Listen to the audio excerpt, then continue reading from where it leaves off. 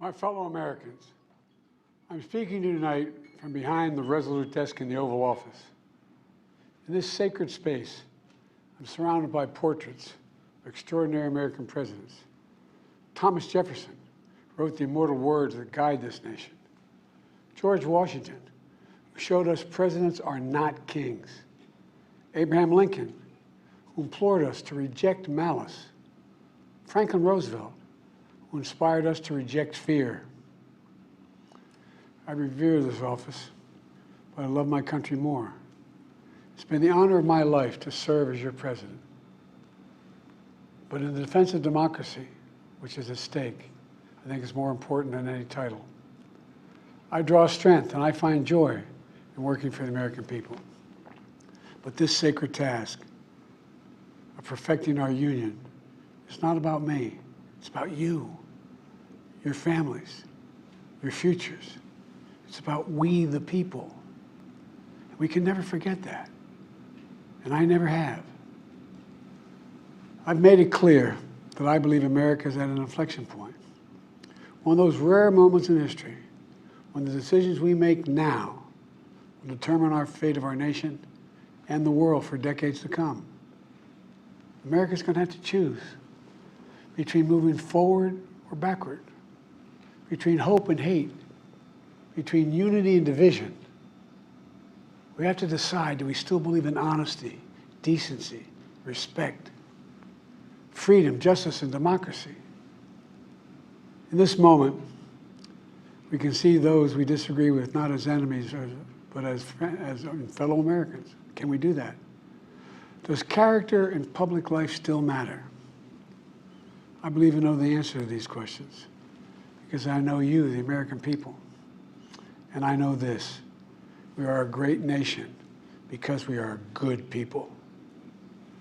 When you elected me to this office, I promised to always level with you, to tell you the truth. And the truth, the sacred cause of this country is larger than any one of us. And those of us who cherish that cause, cherish it so much, a cause of American democracy itself, must unite to protect it. You know, in recent weeks, it's become clear to me that I need to unite my party in this critical endeavor. I believe my record as president, my leadership in the world, my vision for America's future, all merited a second term. But nothing can come in the way of saving our democracy. That includes personal ambition. So I've decided the best way forward is to pass the torch to a new generation. That's the best way to unite our nation. You know, there is a time and a place for long years of experience in public life. There's also a time and a place for new voices, fresh voices, yes, younger voices. And that time and place is now. Over the next 6 months, I'll be focused on doing my job as president. That means I'll continue to lower costs for hardworking families, grow our economy. I'll keep defending our personal freedoms and our civil rights, from the right to vote to the right to choose. I'll keep calling out hate and extremism. Make it clear there is no place in America for political violence or any violence ever, period. I'm going to keep speaking out to protect our kids from gun violence, our planet from climate crisis that is the existential threat. And I will keep fighting for my cancer moonshot so we can end cancer as we know it, because we can do it. And I'm going to call for Supreme Court reform because this is critical to our democracy, Supreme Court reform. You know, I will keep working to ensure America remains strong and secure and the leader of the free world. I'm the first president in this century to report to the American people that the United States is not at war anywhere in the world. We'll keep rallying a coalition of proud nations to stop Putin from taking over Ukraine and doing more damage. We'll keep NATO stronger, and I'll make it more powerful and more united than any time in all of our history. I'll keep doing the same for our allies in the Pacific. You know, when I came to office, the conventional wisdom was that China would inevitably surpass the United States. That's not the case anymore. And I'm going to keep working to end the war in Gaza, bring home all the hostages, and bring peace and security to the Middle East and end this war. We're also working around the clock to bring home Americans being unjustly detained all around the world.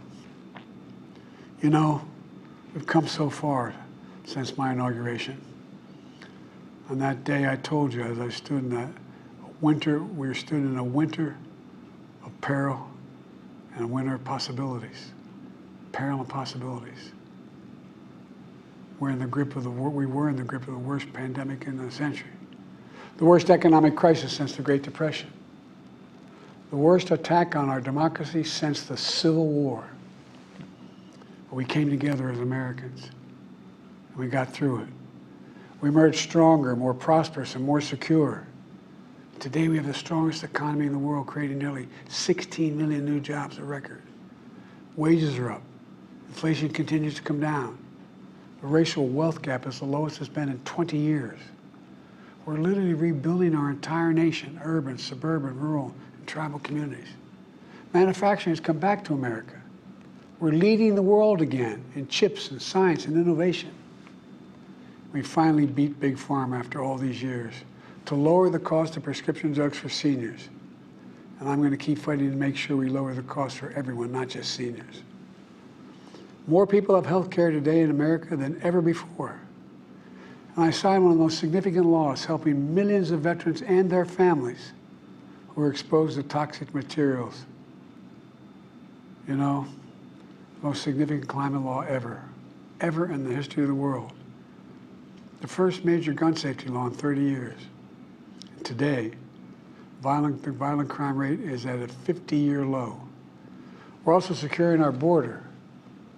Border crossings are lower today than when the previous administration left office. I've kept my commitment to appoint the first black woman to the Supreme Court of the United States of America. I also kept my commitment to have an administration that looks like America and be a president for all Americans. That's what I've done. I ran for president 4 years ago because I believed and still do that the soul of America was at stake. The very nature of who we are was at stake. And that's still the case. America's an idea. An idea stronger than any army, bigger than any ocean, more powerful than any dictator or tyrant.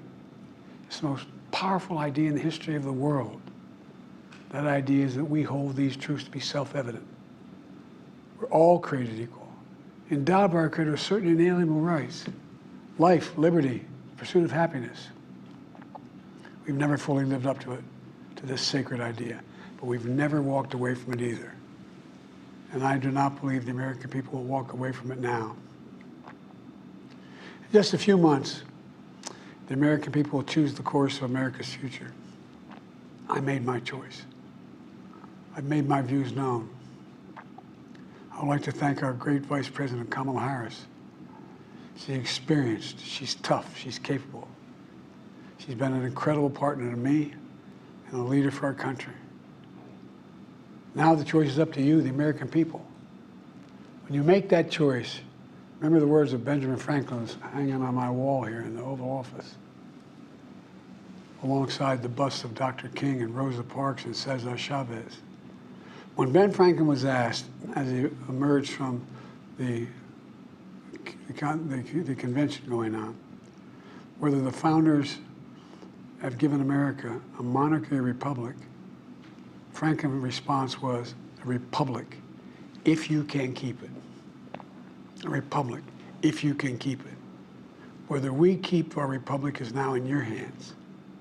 My fellow Americans, it's been the privilege of my life to serve this nation for over 50 years.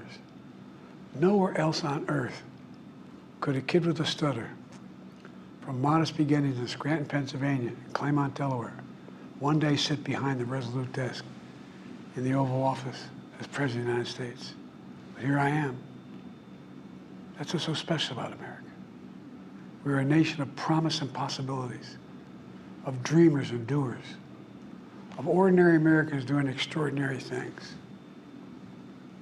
I've given my heart and my soul to our nation, like so many others. I've been blessed a million times in return with the love and support of the American people. I hope you have some idea how grateful I am to all of you. The great thing about America is here, kings and dictators do not rule, the people do. History is in your hands. The power is in your hands. The idea of America lies in your hands. You just have to keep faith, keep the faith. And remember who we are. We're the United States of America. And there's simply nothing beyond our capacity when we do it together. So let's act together, preserve our democracy. God bless you all, and may God protect our troops. Thank you.